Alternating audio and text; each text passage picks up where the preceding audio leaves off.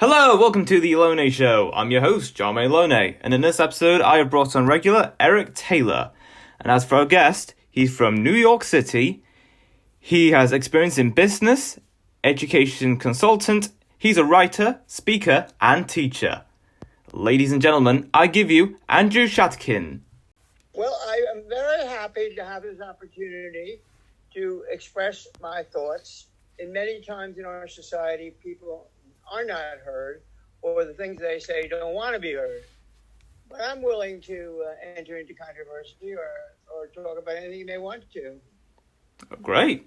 So, how's life? I hear what you said. How's life? How's life? Ups and downs. Things are good. Sometimes things are bad. It's a tough world out there, I think it's competitive. Very competitive society, a very propaganda.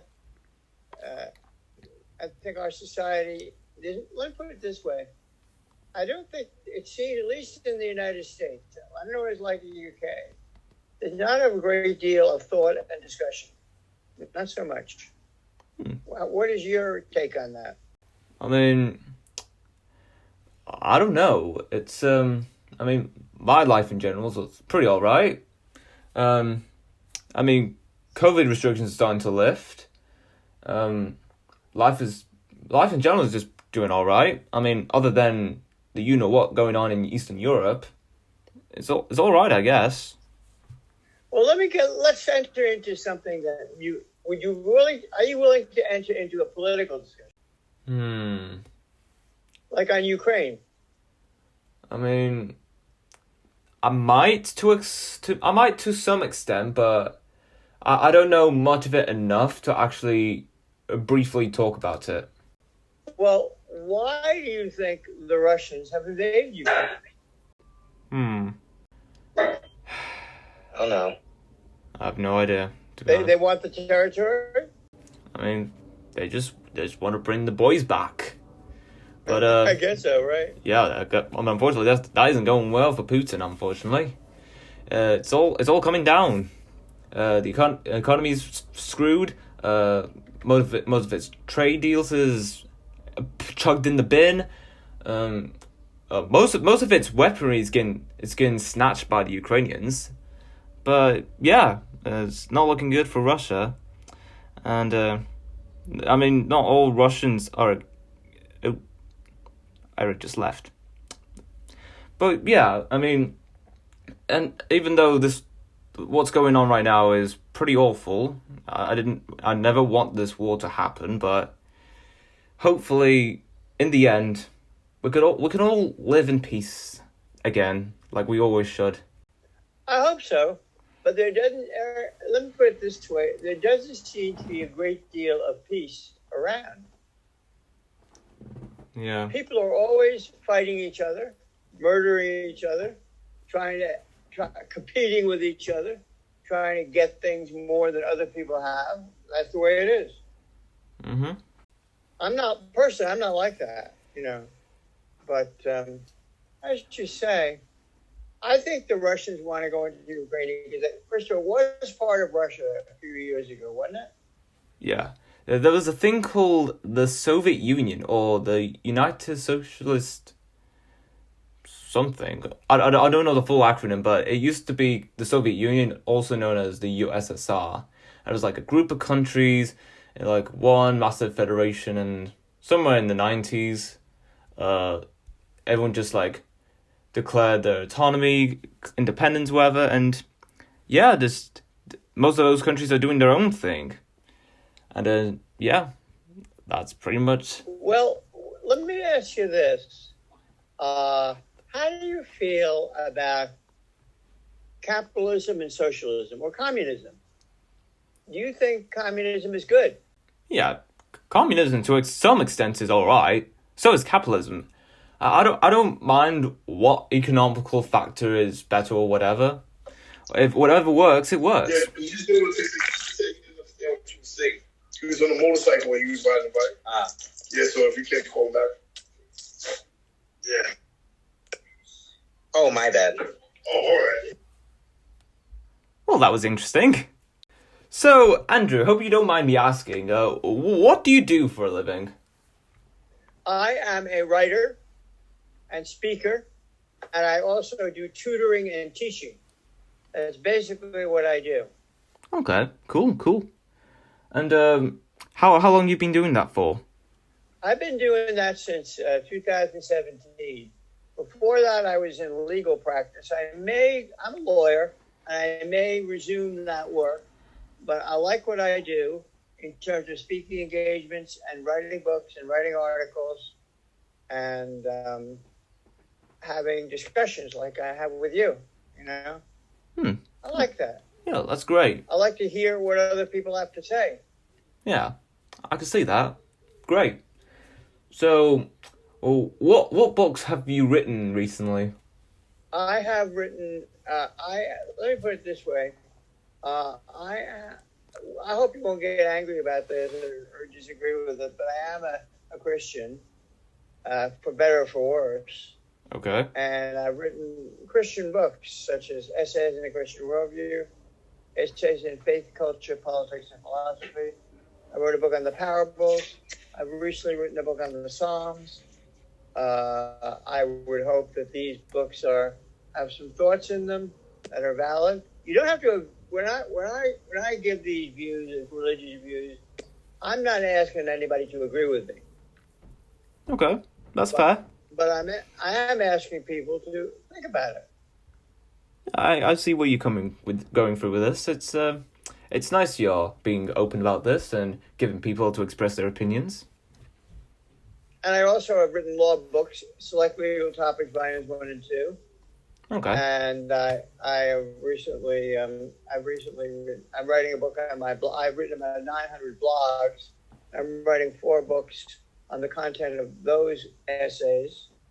I'm planning a book on the miracles in the Bible. I've written a chapter on in New York Family Law and Practice on paternity. I've written a chapter on evidence in New York Vendors Consolidated Evidence, and I've written a book on New York jurisprudence on criminal law. So I've been doing that for a while. That's nice.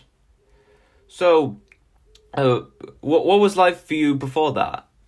I was a lawyer. Okay. Practicing law. All right, can you tell me more about that? Yeah, I was mostly in criminal law and in employment law. I'm not doing that right now, but I may go back to it because I enjoyed it. I think legal work is fascinating. Take something like criminal law and criminals. Well, I mean, I've run into a lot of criminals, and they are rather nice people. They're all right. They've just made a decision that they don't want to work in the regular workforce. They'd rather do things illegally and take the risk of being arrested and put in jail. They are actually, in many respects, they're very personable people. I think they are criminals, you know. I also have done an employment law, which is in the United States, I don't know how it is. You're in the UK, right? Yeah. A lot of people are easily fired from their jobs in the United States.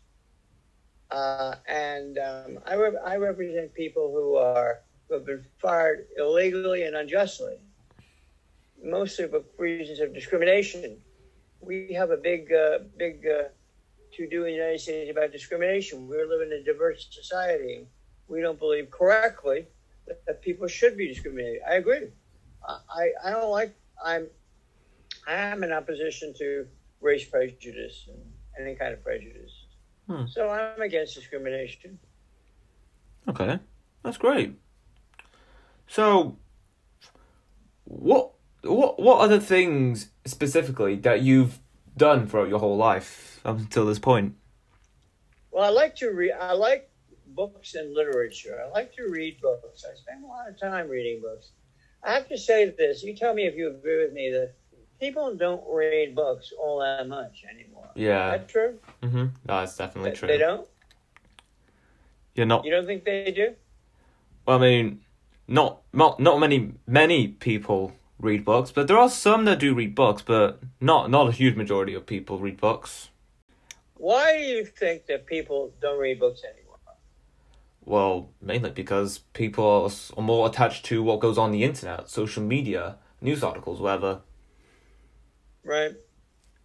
Or maybe they watch TV, cable TV, or they go to movies. In other words, they are focused on images rather than print, correct? Yeah, absolutely. So what do you think of that? You think you can learn? You think you can really learn anything from a TV show or a movie? What are you going to learn? Well, it depends on the show. There are many shows that have educational value, but there are other shows that are just very, very amusingly it's entertaining to watch. So it depends on what is shown to the people. Do you believe that people should? You see people with more education as people that you would favor, as opposed to people who have less education, who you may not favor. For example, you may not want to favor a construction worker. Personally, I don't make that distinction. I think physical work is fine. That person earns his living, and that's it. Yeah. But many people will not favor physical. They will not respect a sanitation man or a construction worker. Yeah. But they may respect a scientist or a writer. I'm not so sure that's really good. Yeah.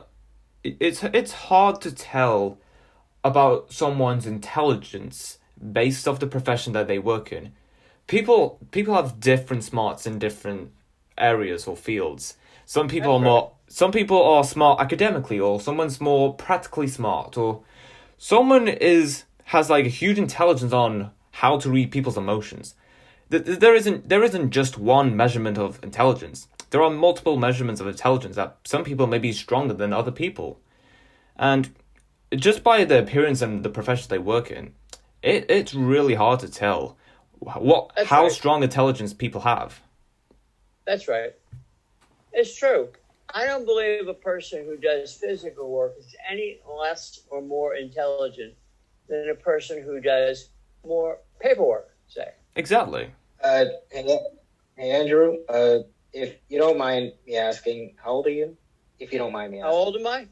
68. Yeah. Wow. Okay. Thank you. Wow. It's okay. There's no mystery about it. Yeah. So, what was life for you? I don't think a person who does construction work or who does sanitation work or is a police officer is any less or more intelligent than a scientist or a writer or a person who does metal work. Yeah. It's just the kind of work they do. And how good they are at it. That's right. I think we need as much plumbers and carpenters and sanitation men. Go for one day without the garbage being picked up, and our society would fall apart. Absolutely. So these people are very essential. Absolutely. Maybe more essential than some guy in an office answering the phone and throwing around papers. What do they do? Yeah. Like people in healthcare. I don't think they're all that essential. Yeah. I suppose you need people to answer the phone and go to meetings and shuffle papers. I guess you need that, correct? Yeah. But I'm not sure that their work is any more important or less important than any other kind of work. Yeah. Different works come in all shapes and sizes. Our society accords those white-collar people more respect, I think, than blue-collar people. Yeah.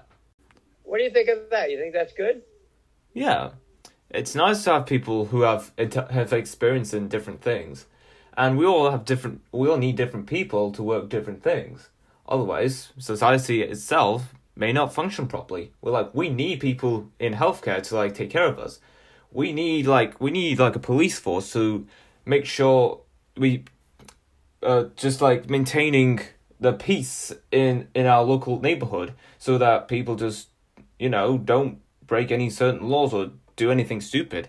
And we also need people working at local fire stations to like to like save people's lives or to just deal with any fire hazards that people have, like cooker or whatever. Well, it's very true that a person who is in the fire department, who is in the army, who they are making our society functional. Yeah. And they're very important. Absolutely. And I'm not convinced. As I said to you, I have reached the conclusion. Well, first of all, a lot of people. Let me put this, I don't want to make a sexist statement, okay? But I think this statement is true. Many women will go for a guy in a nice suit. Correct? Yeah. Yeah, I actually agree with that. They favor that kind of person. Is it because they think that person has money? Sadly, yes. It is a sad truth that most women just want guys that are either good looking or has loads of money to so they can get. I don't know how to put it, but some women either like people who are just good looking or just have loads of money because they want to get. You think that both women and men go for looks? I don't know. I try to remain neutral about everything. Yeah. I feel like men and women go for looks too. Yeah. They do. Yeah. Thing is, looks. You have to say this about looks. First of all, they don't inform me about that person in the least. I'm sorry. The fact they have some looks or they have nice clothes, to me, that's not very important. But I guess to some people it is. Yeah. I don't really think it's important how the person looks or what their clothes are. But many people, that's essential. It's critical. Yeah, it's a sad reality we live in. So will a woman go for a guy who's messy? Mm-hmm. Will a woman go for a guy who's messy and dirty? I'm not sure how to respond to that. I don't think so. I mean, I wouldn't go for anyone who's dirty, to be honest. I mean... Yeah, I wouldn't either. There has to be a line. There has to be a line that has to be drawn on height.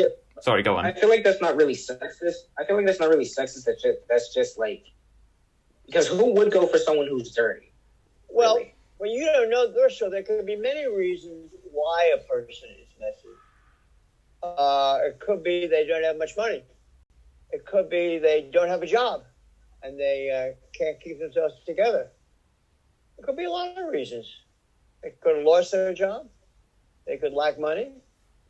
They could have a mental problem that prevents them from being neat and clean, right? Mm-hmm. Yeah. So I don't believe in making a judgment on someone on that basis. Mainly because I don't know them. You don't know why they came to be that way. Yeah. You'll never know. Some people will never know why people are in the situation they're in right now. Yeah, you'll never know what that person's life was like. Mm-hmm. Yeah. I don't think so. So I try not to make judgments on people on that basis, And actually, I've met a number of people in very nice suits that are awful people. So that's, I don't know if they're awful, but they're not very nice. Mm-hmm. They may be arrogant, egotistical, whatever. Yeah. They might be. So, what was life for you growing up? I came from let me say I came from a professional family. My mother was an English teacher and a librarian, and my father was a lawyer. So I came from a professional context. And my mother had a great emphasis on books and literature, which is why I like books and literature. And she had a great interest in that kind of thing. She also liked classical music. She had a great interest in that. So I kind of picked up on those things. I like classical music. You know, I like Bach, I like Beethoven, I like Mozart. I like those people. You know, Yeah. that doesn't mean that what I like is the answer. It's not. You can like pop music just as much and enjoy it just as much as classical music. You can read the newspaper just as much and enjoy it as much as books. You can watch TV and learn as much as you can equally from all these sources. Yeah. These are very good points you made. I like that. No, I don't think I have all the answers. A lot of people think that what they may think and like is the answer. I don't think it is. I think people have different things they like. They have different tastes. They have different things they're attracted to and want to do. People in sports make a huge amount of money in professional sports. They make a lot more money than some guy who's reading and writing. They do very well. And being a sports figure is very difficult. It's very demanding. It's very competitive to be in professional sports. So those people do fine. Yeah, that is absolutely true. Yeah, they do. They do great. They do a lot better than me. I guess so. They do. Yeah. In terms of money. Yeah. Do you think money is the answer? I mean, I'm not sure how to know about what money is the answer to, but there has, at some point, money can be, like, useful to some extent to pay off, well, there has to be some form of trade in exchange for goods and services. So in some cases, yeah, maybe money can be the answer to some things, but not everything. Money can't buy you happiness. Money can't buy you anything that is non-physical or non-existent. Money is only good for, like, exchanging for goods and services. That's about it. Yeah, or food. Yeah, that too. Well, money is you need it. It makes your life easier. If you have money, I think your life is easier than not having money. But I don't think it's a source necessarily of great happiness. But you need it. Yeah, right? You need it to buy essentials like food, drinks. That's right. Paying off your bill. Well, that's right. Yeah, just pay off all the essential stuff that you need to, like, live, have a shelter under your roof, and to some extent survive. And if you have enough money, you can have more of that. Yeah, you can have a big, beautiful house. Better quality of the things you have right now. You can have a Lexus. You can have a BMW. Mm-hmm. So they say those things won't make you happy, but actually, they might contribute to your happiness to some extent. Mm-hmm. So, if your mind was an island, what would it look like? What are you asking me? If your mind was an island, what would it look like? It's hard to say. Very difficult to answer that question. I think that the mind can only function. You can't function on a soul basis in your mind, and therefore, being on an island with your mind, I don't think would get you anywhere. I think you have to have connections with people. You have to have connections with ideas, with connections. You have to have some sort of connections. And being on an island by yourself, I don't know whether you're suggesting that I be by myself, but I don't think your mind would work too well. I don't think so. Yeah, I guess so. To some extent. Wait, what? I'm sorry. I have no idea what's going on. My brain just, like, switched off all of a sudden. I'm sorry. Oh boy. Are we still talking about the island mind thing? I don't think he had an answer to that specifically, but I don't know what's going on. Oh man. So Andrew, do you have any pets? Pets, no. Okay. Have you ever thought of getting one? I like dogs. I haven't really thought of getting one, but I guess I could get one. Okay. Sorry. I can't control my laughter. It's I'm dying inside. So what do you do in your free time? I told you I do like reading. Oh yes. I like socializing. Okay. With people who I feel are worth knowing. Let me put it this way: I don't think I'm superior. People may have a tendency to come to believe. I think it's true. It's a temptation that they are great and superior. That is ridiculous. That's why I like to socialize with people. And the other day I went to a Mormon church. I learned about the Mormon thinking on issues. That was fine, you know? Yeah? So I don't mind meeting people and talking to them and I like having friends. Yeah. Yeah, I like having friends too. I do like a bit of socializing, but there are times I just have a little space to myself. It's like back and forth between introvert and extrovert and so on and so forth. That's right. Yeah. I like to talk to people. Yeah. I like to get their views. Like to hear their ideas about things. Mm-hmm. As I said to you, I don't think it's ridiculous that for you and me or anybody to think that I have all the intellect and all the answers and everything to say. I move beyond that. It's not true, and I don't buy into it. Yeah. I mean, I don't mind what people say. It's just whatever. I'm just pretty much chill about a lot of things. I like to learn from other people. If I meet a scientist, for example, Mm-hmm. I like to talk to him and understand what that person is doing in their field.